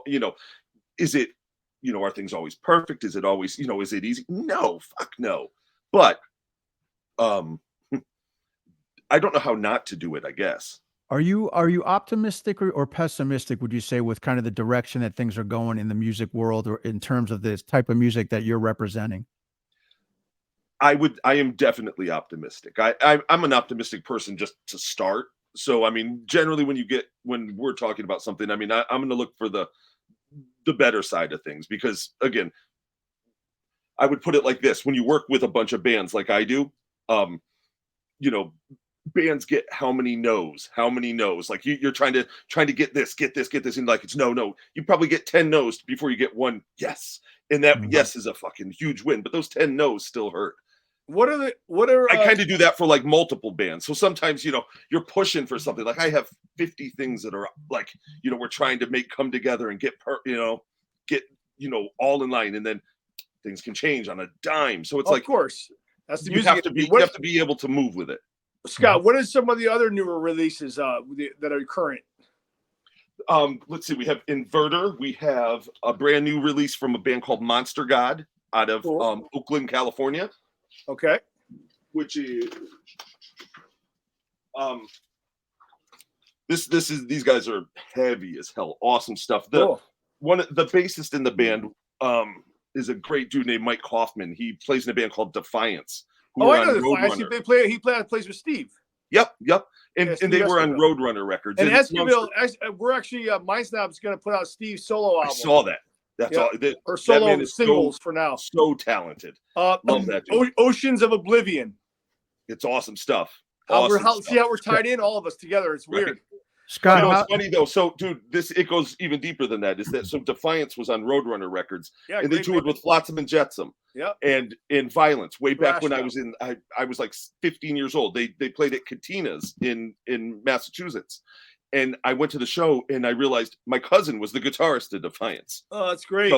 So we, it was like keep it in the family. It is in the family. It's Scott. What's the process for Salt of the Earth Records, whereby you take on new talent or you decide to bring a new band in? How does that work? I mean, we get sent lots and lots and lots of stuff, tons of stuff. We listen to everything, pretty much everything. I mean, we try like hell. And where can someone send their material to if they want to be evaluated? If they go to our website. I mean, evaluated might be the wrong word, but I mean, if they want to send us something for consideration, we would. What about who else? What about Hero and the Horror? You got that? I was getting to that because again, I keep going back to the thing, that chemistry thing. Yeah. This is another group of dudes who these guys are so tight and like growing up too. Those are the type of dudes that I'm still friends with the bands I was in high school. Like we grew up together. We are to this day, there's this mesh that happens when you create with people like this. And to me, again, it comes down to the chemistry. Hero and the Horror is a band that we signed recently. They have a new album that's coming out in February. It's called Old Ghosts. And it's mind blowing. It literally, and again, yes, I'm biased, but I really, when people hear this, I have no doubt that they're going to be floored, and more people keep hearing it, and it's building and building. They've got they're video out. They're playing the birthday bash next week. They're going to be playing the birthday bash this coming week, and you do not want to miss them. Like, great band. What stage are they on? They're on the Lily. They're going to be upstairs on the Lily. All the bands deserve main stage that are playing, but it's just impossible to have them. Yeah. I have so many things people that I have to pay back favors to, that I've been promising stuff for years, and just bigger bands that bring in more numbers. It's not there's no rhyme or reason for why, but there's definitely a lot of things that you have to take into consideration when you're booking shows like this. It's not easy. And the thing is that does any of you guys? I should be more prepared. I don't have a flyer in front of me. I know you have one behind you, Gary. Do any of you guys have one in reach that you could actually go over all the information thoroughly to end the show with, as far as talking about the show? I've got the flyer right here. Oh, great. Unless Gary, if you really quickly though, Scott, there's two flyers, but you're the stage manager for the whole event. Yes. And I want to thank you for helping us out and making everything run on time and helping with everything. We really love having you involved in all our stuff, and really getting involved in everything as far as manufacturing a lot of our albums for Mindsnap Music. You do a lot of people might not know. That's why your logo is always on the Mindsnap Music stuff, is because basically whether you're hands-on or you're not, in some ways you're always involved, whether it's a promo or with manufacturing or just any of the above kind of stuff. So that's something that I want to let people know too, is that it's kind of like when you're working with me, you indirectly work with Scott, and when you're working with Scott, you sort of indirectly work with me and Gary. So it's the same type of thing. We're all looking to push towards the same common good. What though? But it says so much about you, in the sense there's a lot of people that don't want to necessarily mesh. No, I know the peanut butter with the jelly, and you didn't even hesitate. And it's just been such a great relationship, and we hope that we can benefit you as much as you benefit us at some point. You've been doing this a lot longer, awesome. But we're still waiting for those tracks for the compilation, though. He's a busy man. But Scott, back to the idea about new talent for Salt of the Earth Records. Who has the final say? Do you and your wife disagree sometimes on artists, or how do you guys deal with that? His kid has the final say. My youngest son Zaire is the one in charge. No, no, we do. We go out to a lot of shows. Like, again, my life is awesome. I am a lucky son of a bitch. Like, we go to tons of shows. Sometimes my kids come. I mean, it is literally like it's a family business. It's and it's to have them entwined in all that. It's to me, it's part of the chemistry, I guess. Have you ever had arguments though about like whether to sign somebody? Oh yes. My wife and I, like my wife is literally like 5 foot. I think it was your wife. I think it was your wife that actually forced you to sign DBW. Oh, you didn't want to. Into it. You were kind of into it. You were into it, but you were like, I think you weren't sure because you probably heard, Opus is the pain in the ass to work with. No. Or whatever. You know what it was? Like, this is what it was. Do it. This is what it was. And I mean, Salt of the Earth Records. Long story short, I used to. I want to see if Ryan has the link. Hold on. I'm going to bring you. Go ahead. Keep talking. I'm going to bring it with me. With Salt of the Earth Records, I played in a band called Minus. Once Minus was done playing live, I was like, I still kept getting lots of offers for shows and lots of things. So I started a management company, 313 Inc. Artist Management. And that's right. For about 15 years, I've managed bands, and it was all. And so I was able to get. I have artists that we got deals with Metal Blade, with Century Media, with Relapse, with Nuclear Blast, like with all these big labels. And I got to work all these records with these bands and those awesome labels. And while doing so, I'm like, that is what I was put on this planet to do. Like, that's awesome, man. Well, that's the kind of person that should be in that position. Somebody who actually really appreciates it as much as you do. So we have a brief interruption from a very special guest right now, and then we'll get back to you, Scott. But who do we have here, Opus? I think we don't even need to have him go on online. I can just have him do it right here. What do we got? Who's this guy right here? I think I know who that is. Yeah, that is the one and only Spider Oreo. Spider Oreo. What do you want to say tonight, Orion? What do you want to say on our podcast tonight? My youngest here. It's my real birthday today, and I'm hanging with my boy Orion. So he actually has his own YouTube page. You want to promote it? Yeah, 1 sec. What do you mean 1 sec? You got the card? He's got plans. There you go. He's got plans. Oh, there it is. Spider Oreo on YouTube. Definitely check it out at Spider_Orion. Yeah, you got if you want to subscribe, which we hope you do, it's youtube.com/@Spider_Orion, like the constellation ORION. Awesome. Fantastic. There's a lot of good stuff on there, man. I subscribe. Did he want to say any words, or is he good? Do you want to say anything else, or are you good? Subscribe. There you go. I'll be in a minute, true guys. Professional, that kid. He is. You got it going on. Awesome. Can you get the VR going or not? Scott, back to you. We definitely are grateful for the relationship. I think you are blessed, like you said, and we look forward to seeing what comes out of Salt of the Earth Records moving forward in the future. But I want to ask you one final question. Like, what is your goal? Do you have like a future end goal, or like what is the next level that you're trying to get to in general?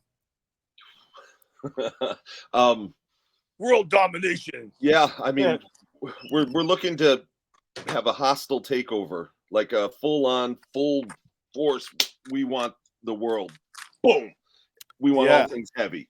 No, I mean, man, like I said earlier, I don't know how not to do this. So we pour and when I say me, I mean, I do have people that, like, again, Christy, my wife, Dan, Jackson, and Opus. I mean, we all work on these things, and it's like everybody pours their heart and Gary, man, thank you, yes, and everybody pours their heart and their soul and I mean, we bust our asses. People don't realize, Scott. People don't realize how much Gary does. A lot of those videos that you see, graphics. I appreciate it. I appreciate it. You know, I mean, or also how many times like Gary gets a text message from Opus or me saying, "Dude, can you help me fix this?" Or did I fuck this up? Or can you help me make this fly? Like all that kind of stuff. Even even some of the ideas and stuff like that, underlying stuff, like you don't realize. Love it. Well, I appreciate that. So listen, I want to turn it over to quickly talk about the birthday bash. We've been on for over an hour and a half, but before we kick that off, I just wanted to give a shout out to my boys in Izatea. I'm super excited to see them. I know that they're playing the Bash. I know that they're going on, I think around 5:30, if I'm not wrong. He's gonna get a flyer. I want to go. I want to actually. Yeah, we'll talk about the bands, but I know they're playing in the main stage. Yep. Definitely check them out if you haven't. They tear the roof off the joint. I used to be in the project. And Jess did a video. I still love them, and I wish them the best of luck. So, you got that flyer, Scott? I'm looking. I have a we're gonna pull up the flyer so we can get into the nitty gritty about the show. That's gonna be better. Week. Yeah. I brought. A lot of times I drive around and I go to record stores. I just want to list all the bands. I don't have it in front of me. I'm not prepared. All right, let me see if I can get to if you get even internet wise, if you pull it up, I just want to just go like a rundown, and then we're good for the night. I've got the main flyer right here. Gary, when we post this, we should tag literally everyone and everything that was mentioned in this thing, which is going to be a lot because it'll get a lot of traction. If you do like Salt of the Earth, Mindsnap Music, Kings and Liars, Many Eyes, Charlie Bellmore, Josta, D. Snide, everything. If we could tag everyone and everything. Yeah, just send me an email. Send me an email. Gary Sandler. Send me an email, bro. Send me an email. No. You should know. All right. So I don't know the order. Like this doesn't have the order because I don't have that flyer. If you have the order, but I'm going to name off the bands on the main stage first. Okay. And again, this is not necessarily in the order that they're playing. So Doors are at 3. So really quickly, Mindsnap Music presents Opus's Blizzard B-Day Bash 2024 next Saturday night, January 13th at Toad's Place, 300 York Street in New Haven, Connecticut. It's all ages. It starts at 3 p.m. It ends at 10:30 p.m. sharp, and they're very strict about ending. It's like an all day, all night, not all night, but most of the night, matinee into evening festival type show with 2 stages running back to back. Salt of the Earth stage at the Lily Pad upstairs and the Mindsnap Music main stage downstairs. Once you're in, you have free reign of going up and down to see all the bands. What else? I think that's pretty much it. They're filming for the documentary for Toad's Place there that day. And with that being said, I'm going to have you do the rundown of all the bands, all the set times. If you have that, I think that's in the invite. It's on the website. But as long as you have all the names of the bands, that's more important and where they're playing. If you want to do that really quickly for me, that would be great, Gary. Yeah. What's a good time that you recommend people show up? Rad Doors. 3 o'clock, right? Yeah, 2:30. 3 o'clock are Doors. Yeah. Yep, last year I wasn't sure if it was going to work because they wanted to end it at 10:30 and it was a Saturday. I'm like, well, let's open it up a little earlier and we'll do a festival style. And man, it worked to our benefit. People loved it because they're home by midnight and they're excited. They're not out all night. They're not tired. And we ran that thing on time. Yeah, man. And awesome. It really worked out to our benefit. But I want to go through all the bands and give them all props. So if you have that list, please, Gary. So I'm going to list the bands that are going to be playing the main stage at the 2024 Opus's Birthday Blizzard Bash. Again, this is not necessarily the order that they're going to be playing, but here we go. We got Living Wreckage. We got Sepsis. We got Apostasy. We got Isatea, Fractured Reality, Magnets for Maniacs, and Engineered Society Project on the main stage. Not to forget Dead by Wednesday, who's going to be headlining. Yep, and that's for main stage. On the upstairs lily pad stage, see if I can read this. We got is it 656? Yeah, 656. Yep. Dystopica. Yep. Hero and the Hero in the Horror. Hero in the Horror. Hero in the Horror, which Scott, you were talking about. I can't wait to see that. End Time Illusion, Dave Sharp band. War Blood. Yep. Rich and Tobin. Last but not least, Devil's Hop Yard. And they're not actually last, but they're a shout out to Brian and Justin for helping us stage manage upstairs and bringing the back line for the whole upstairs Salt of the Earth record stage. Also, shout out to Kai Stone and 656 for bringing in a sound system, a really good PA sound system, so that way all the bands sound great up there, as well as downstairs. And we're going to have also Ryan Roberts and Matthew from Radio 104. They're going to be helping hosting this week. Like this Sunday, they're going to be playing some music from the bands on their local show, homegrown show, on Radio 104, helping promote the Bash. Also, WPLR 99 Rock is going to be playing on their local band show. They're going to be playing some music from Dead by Wednesday and talking about the Bash as well. We have a lot of support from a lot of local radio stations, as well as papers. Chris Arnott in the Hartford Current. They're going to be running a whole article on the show this week. Awesome. I just did a big interview with them, and they're going to be including a lot of the bands and a lot of the photos from a lot of the bands playing. So it's going to be a really big, really cool event. I'm really psyched. It's been something that's been happening so long that now it's really took on a life of its own, and I can't be happier and prouder of the event. Yeah, I gotta say this year just feels big. It just feels like a big show. I think you put together a great set list of artists. I know personally, I'm totally jacked to see Sepsis live again. I saw them at Cherry Street a few years back. I'm totally jacked to see Izatea, my boys in Izatea. And I know that there's going to be a special guest coming from California that I'm very excited to see. And it's just so many special attractions at this particular show. Yeah, so you got to check out. Gary, promise me you'll make sure to see Hero in the Horror, dude. I'm dead serious. I'm going to be there all day, so I'm going to try to catch as many bands as I can. So yeah, absolutely. I trust your recommendation on that, and I can't as long as they don't conflict with some other priority bands on my list. I'm definitely going to check them out. Yeah, and not to bring any sort of downer onto this podcast, but I got to give some props to the throwback, one of our good friends who played in the beginning of Gargantua Soul, and also toured with me and played for a long time in the beginning of Dead by Wednesday. Pat Garcia, who will be playing with us that night at Toads next week. Awesome. His father just passed away, so I want to give a lot of love and respect to him and his family. And also, I have to also mention that this show is going to be dedicated to our buddy Mike Anzel, who is also a guy who filled in for Dead by Wednesday for a while for Chesky and David. A really good friend of the family, lived in our family's house, catered my son's first birthday party. He also just passed away, Mike Anzel, at the age of 40. And I got to give a lot of love and props to his family and friends, and a lot of respect to his better half. And we're really sorry about what happened. It's terrible, and I just wanted to mention that we are thinking about everyone's loss. And we're gonna the show is going to be dedicated to them, and we're going to try to make the best of times, because I know he was celebrate their life, man. Yeah, Mike Anzel was psyched about coming to that show because he's really a big fan of Chesky and David. And actually they met at an early G Soul show, I believe, when he came to see G Soul, and that's how he became friends with Chesky and David, and then that friendship carried on throughout the years, and he became a fan of Dead by Wednesday, and he just passed away. So I want to give a lot of love and shout out to them guys, both the losses of Pat's father and Mike Anzel, Chesky and David's good friend, and our family's friend too.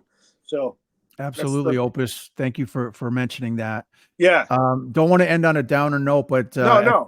Definitely appreciate you bringing that up, and I think it's really special that you're going to make the show a dedication in their regard. So that's great. This was great, Gary. Thanks, Scott. Thanks for hanging around. Thanks for having me, guys. This is the way to do it, bro. This is the way to do it. Yeah, I definitely want to give a special thanks to our guests tonight, Charlie Bellmore, Dave Sharp, Scott Harrington. Yes. We're definitely going to keep doing these. You'll be welcome back for future episodes for sure. I hope you'll join us. Yeah, any new releases you want to push, just let us know, Absolutely. Yep. And I just want to, I know it's a long one, but I want to thank anybody for tuning in. We're going to try to do more of these in the future. We're even going to go live on occasion, and we'd love to have you guys there to rally us along. So definitely we'll see you guys at the big show at Toad's Place, the Blizzard Bash, next Saturday, the 13th of January. And let's rock out together in the flesh. And don't forget, check out Many Eyes, new release. Charlie Bellmore's new project with his brother Nicky, and Every Time I Die former singer. It's going to be kick ass. And also, Milwaukee Metal Fest. I got to give a shout out. 2024. is coming up, and I'll be helping out with Jamie as well. So many things coming up. So many things. The book signing, Chromatics tours, new releases from Salt of the Earth, new releases from Mindsnap Music, new music from Dead by Wednesday, more shows and tours, just so much stuff. And we'll be doing more of these vodcasts, Gary. Yeah, I'll be honest. I don't like that word, man. I think I'm sticking with podcast. So deal with it. Vodcast, I think a vision of disorder. So yeah, it just sounds like a fake word, like you're trying to do it for on purpose. The or something. vodcast. But, also, if anybody wants to hit us up with any questions, comments, recommendations, you can email us at. I have a recommendation. What's that? Don't interrupt. We should mute everybody, and in between conversations, like we should have played a little bit of Many Eyes' video live, like on here. Yeah, a little taste. We don't do all of it, but like a little taste of the music, real quick, and then come back and talk. We'll do that next time. Yeah, we'll see how that goes. But let's do a Hero in the Horror Show. They've got a new release coming out. Just saying. Yeah, no, absolutely. We that's what I'm trying to say is that we're gonna we want suggestions. If you guys have any suggestions for show material, you got a band you want to recommend to us or Salt of the Earth Records, you can email Scott at his website at saltoftheearthrecords.com. Yep. And also you can email us at mindsnapmusicman@gmail.com. Again, mindsnapmusicman@gmail.com. We look forward to hearing any comments, questions, suggestions. Thanks everybody for tuning in. Until next time. Yeah. Take care, guys. Thank you very much. A great way to spend my birthday tonight. I swear to God. Happy birthday, Opus. Very fun. Very fun. Many more. Thank you for having us. All right, guys. Peace out. Later.